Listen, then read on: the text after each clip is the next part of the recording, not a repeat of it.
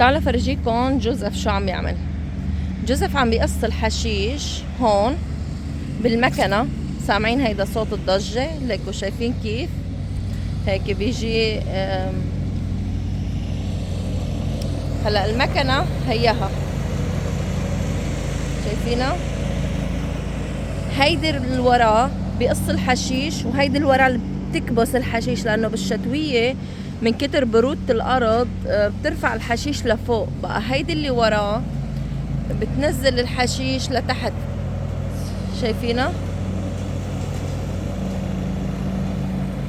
اوكي، قص هون.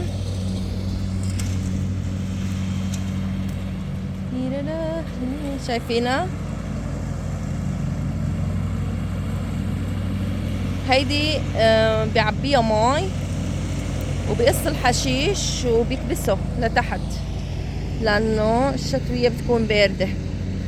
بقى طلع الشجرة هيدي كتير كبيرة وعمرها كمان كبير.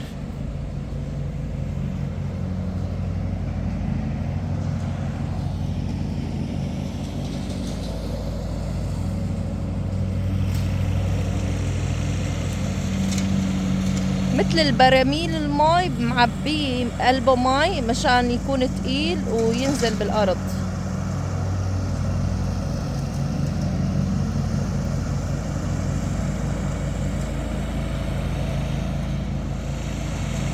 هون كل العالم بكندا بتعمل نفس الطريقة لحتى ينقص الحشيش. هلا بعد ما يخلص قص الحشيش، ليكوا الطريق كيف صار. هيدا بده ينفخه ينظفه للطريق، وبصير الجنينة نظيفة جاهزة للآجار. بدكن تستأجروا هون. في بحيرة كتير كبيرة كمان، تيجي العالم بالصيفية لهون تتنزه. نحن بنيجي كل يوم سبت أو كل يوم جمعة لهون.